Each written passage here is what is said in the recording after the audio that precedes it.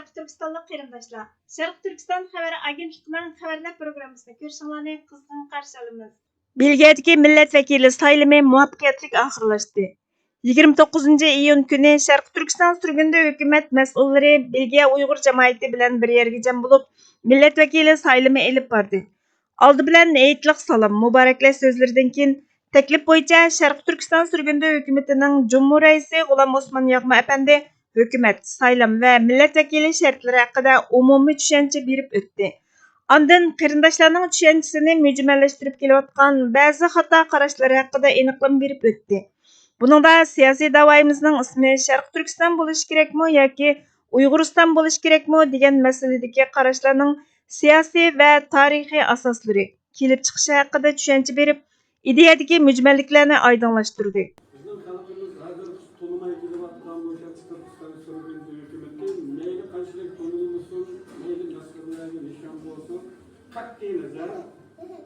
Şərq Türkistan sürgündü hükümeti bunun ismi ve bu mukaddes. Bizim imtildığımız değil mi? Bir hükümet kurmuş. Yüzümüzün tuturkalı bir hükümet kurmuş. Eğer bu sıkıntımız rast olsa, işimizden kaynağın bir arzu olsa, o halde onun diasporadaki simbolü olan Şərq Türkistan sürgünlü hükümetinin çok dışında suyuşuk doğru gelir. Çünkü insanlar tabiatte yeşillikni yaxshi ko'radi. Ormanlar, gül-giyalarni yaxshi ko'radi.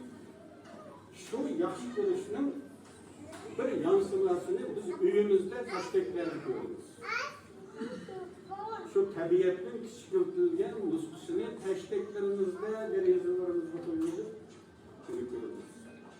Xuddi shunga o'xshash ana tabiatdagi yeşillikning simvoli tasdiq bo'lgandek, biz tuprog'imizda bo'lmoqchi bo'lgan, yurtimizning arzu qilgan ve biz qon yosh ichida Allah'ın tilayotgan hükümetinin kichikiltirilgan nusxasi shu sürgündür. Anlarken bu hükümetni qo'llashinglar sizlarning milliy burchinglar. Bu hükümet Şərq Türkistan xalqining hükümeti. Ya bir qancha shaxsning ya ma'lum guruhning emas.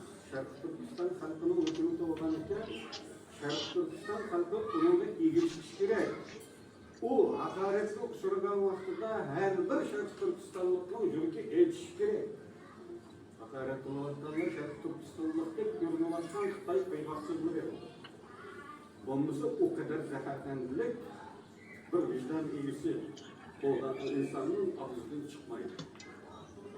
Bu zaharlandilikler geçmişte, yani 10 yıllar avvallarda bu kadar evcigi çıkmagan. Sebebi o zaman da Şərq Türkistan hükümetinin ismini asasen unutulup ketilgan.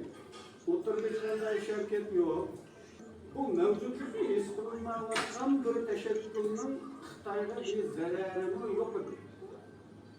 Endi bu 2019'dan keyin bizning oxirgi programmamizdan keyin Şərq Türkistan sürgündəki canlanışı bilan munofiqlar xuddi yağmurdagi yig'ilishlardek har bundan har past so'yishning ostidan chiqib keldi ve Qarindaşlarning vatanning mustaqilligini asliga keltirishga bo'lgan ishonchi kuchlik, harakat qilish qizg'inligi yuqori edi. Keyin millat vakillarida bo'lishga tegishli shartlar o'qib o'tilgandan keyin millat vakili bo'lishni ixtiyor qilganlar o'zlarini nomzod ko'rsatdi. Nomzod ko'rsatish oxirlashgandan keyin ovozga qo'yilib, kandidatlar bekitildi. Saylam oxirlashgandan keyinmi hukumat haqida savol so'rg'uvchilar qizg'inlik bilan savollarni so'rashni davom qildi. Ba'zi masalalarga Şərq Türkistan sürgündə hökumətinin baş ministri Salih Xudoyer əpəndi cavab verdi. Vatan şərifini, el-yurt izzətini, öz şərifi və izzətidən əla bilish şuuri yetilməgənlərdən, möhrəti kelgəndə vatanni eşək sodasıga aylandırıb etishdən yanmaydiganlardan hech qachon vatanga vafo qilish kutilmaydi. Bundaqlar vatan suyay desimi suyalmaydı. Çünkü qandaq suyish kerakligi аңдан көтөрүлүп ketgan yoki aslida undaq bir uruq zihniyatiga selinmagan. Bu yana ko'z oldidagi foydani ko'zlab siyosat qilayotgan birilarining dasmoyi silib berishi badaliga uning rizosiga uyg'un qadam ilishni vatanga xizmat deb jar silayotganlar uchunmi har turli diniy va milliy kultur qadriyatlaridan chumbal hisob da'vo sahnasida ig'anishayotganlargami naz qilayotgan yoki tahsikashlik bilan kun o'tkazayotganlar uchunmi tegishlikdir. Hammasi o'ziga da'vo qilyapmiz tasallisi berishidi. Erishayotganlarning qo'liga kelgan imkoniyatlarining aslida vatanning izzatining dafsanda bo'lishidan, uning ahlining yashayotgan eg'izga olg'usiz xo'rliqlarining tilga ilinishi, uni bir tovar misoli siyosat dasturxonlariga to'kishi badaliga erishayotganligini anqirib o'ltirishmaydi. Kishini eng achindirdig'ini buning nom atqining da'voni anglitish bo'lib kelayotganligi bo'lib, vatanda bo'layotgan dafsandichilikning siyosiy atalg'ulardagi o'rnini bekitib, shu asosda til ishlatib doklad sunish o'rniga deganla axloqiy jihatdagi ko'rilayotgan xo'rliqlarni, bosqinchiliklarni so'zlash bular uchun texmi da'vo anglatganlik tuyuladigan bo'lib ketadi. Sizga vaqt ayirganingiz uchun ko'pdan ko'p rahmat. Kelar qatimqi programmamizda ko'rishguncha Allohga omonat bo'lgaysizlar.